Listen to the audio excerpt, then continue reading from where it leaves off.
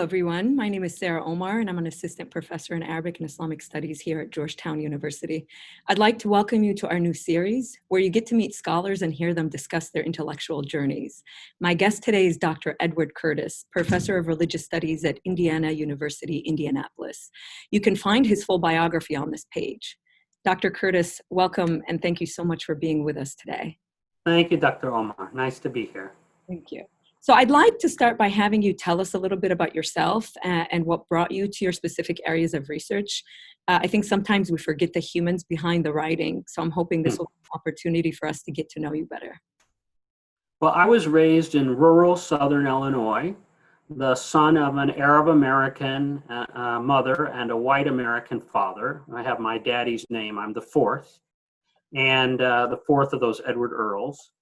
My mother was Susie Safa, and she came also from the families from Syria and Lebanon, from the Hamawi and Samaha families. And so I grew up with a very strong consciousness of my Arab American heritage.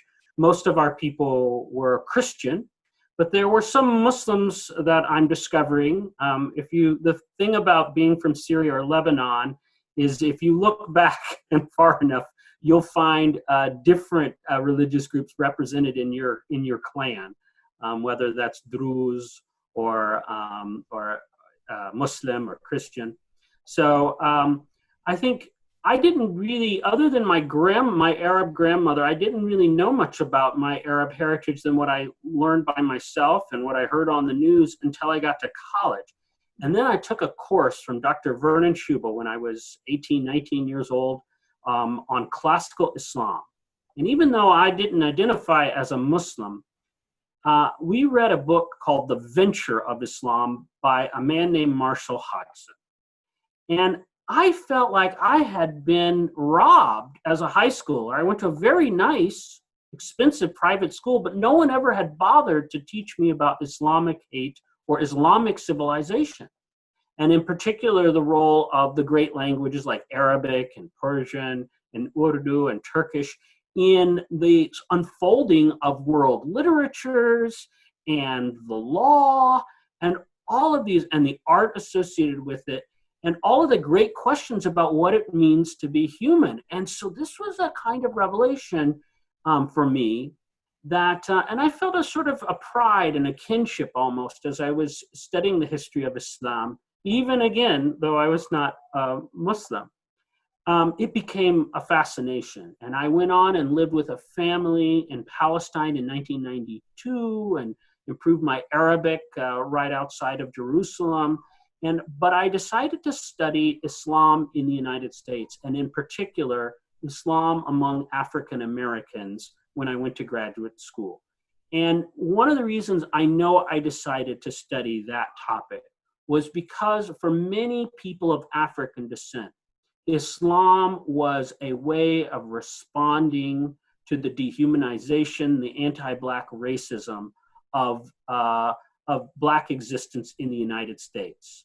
And that powerful mode of liberation was a political, social, cultural, religious liberation, was one that even if I didn't practice myself, I certainly identified with. So that was how eventually I got to write a dissertation about how different African American thinkers understood what Islam is and what Islam does. Wow, that's amazing. Thank you.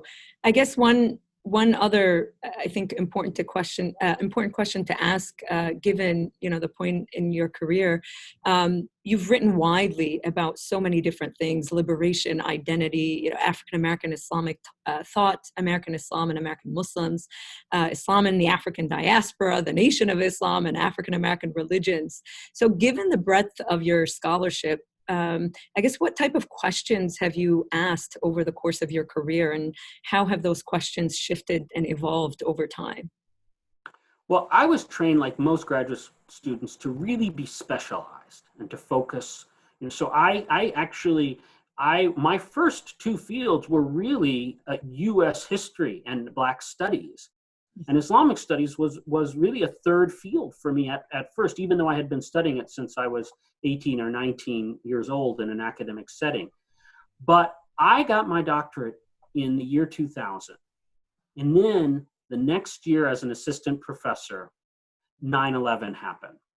And that changed a lot for me, not necessarily immediately, but it changed my career in terms of the opportunities and the challenges that would characterize my career as a young brown-skinned professor teaching about Islam and Muslims.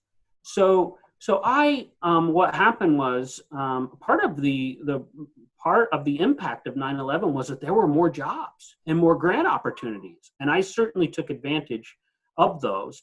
And one of the things I did was I very quickly produced, after my dissertation got published as a revised version in my book, which was Islam in Black America, I quickly produced yet another a book, and this one was Black Muslim Religion, and it was about how the rank and file practiced Islam as they understood Islam in the Nation of Islam in the 1960s. But after 2005, I really shifted to writing for a much wider audience. I even wrote a book. My best-selling book has no footnotes or citations, which is anathema to many scholars. But a lot of normal people actually don't care very much about citations. It's called Muslims in America, A Short History for Oxford University Press. And it sold more than any of my books, and it's been a fairly effective intro to the history of Muslims in the United States. I also co-edited a collection of Muslim American writings, or I edited that. I edited an encyclopedia. I wanted to produce materials that could be used by high school teachers, by general readers. It was very important to me with the rising Islamophobia after 9/11, and especially the justification of wars that was going on, based on stereotypes of Islam, to really try to get some better education out there among the general public. Now, I didn't just do that. I also, in addition, so that was my breadth, if you will, writing for a more public audience. But I also wanted to go deeper on a couple areas. So I really challenged myself to go beyond my knowledge of Black America in the United States and begin to know much more about the way that African descended people practice Islam all over the world, in the Middle East, in North Africa, in South Asia, in Europe, and in South America and the Caribbean. And so that was my next major focus.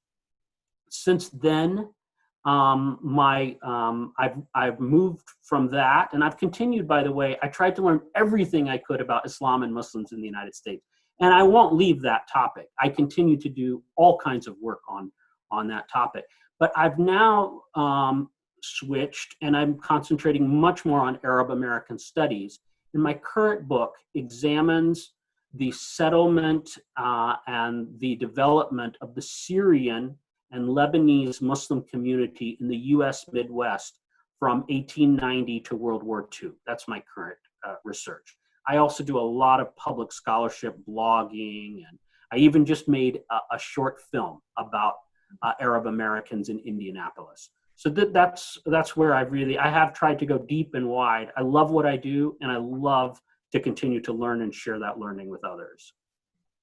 I guess at this point, one question that comes up is, you straddle so many different fields, it seems like. And so, over time, and you've had a long career, the fields have changed. And so my question is, how has your approach, or maybe methods, how have those changed in order to sort of adjust and fit the needs for the ever evolving fields of studies that you occupy?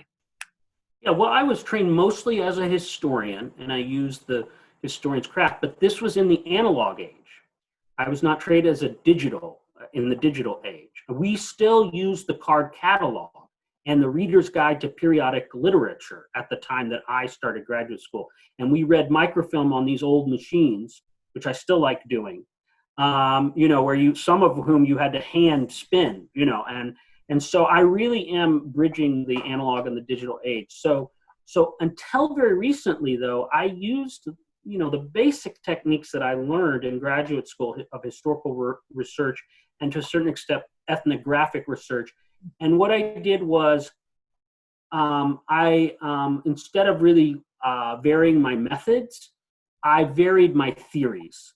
So gender theory became much more important to what I did. For example, if you look at my last, couple books, you'll see that it's much more deeply informed by gender theory, especially that of womanists and Muslim feminists, and paying attention to that.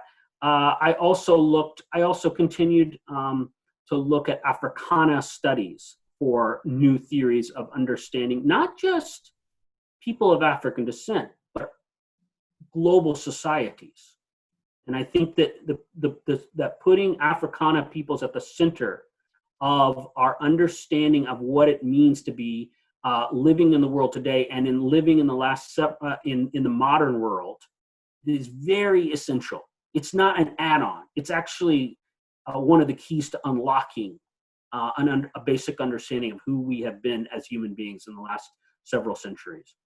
So that's where sort of a couple of the theoretical, and I looked at other, I love to read theory. I teach the theory class in my religious studies class. But as much as I love it, I don't write that way. I don't write in an opaque, dense way because I want as broad an audience as possible to be able to read my work.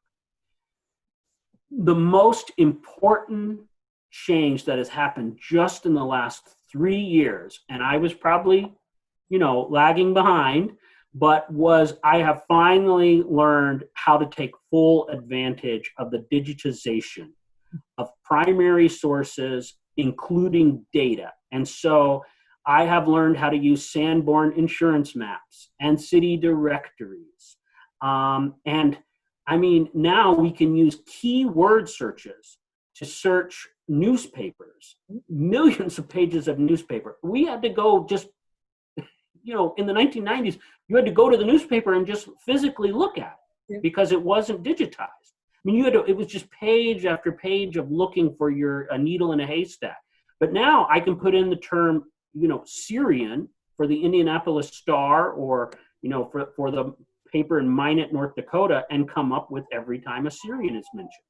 So the digitization of city directories in the United States, of Sanborn insurance maps, which tells you what the buildings look like, how big they were, what they were built of, the enormous amount of oral history that has now been digitized and put on, available to any researcher anywhere in the world.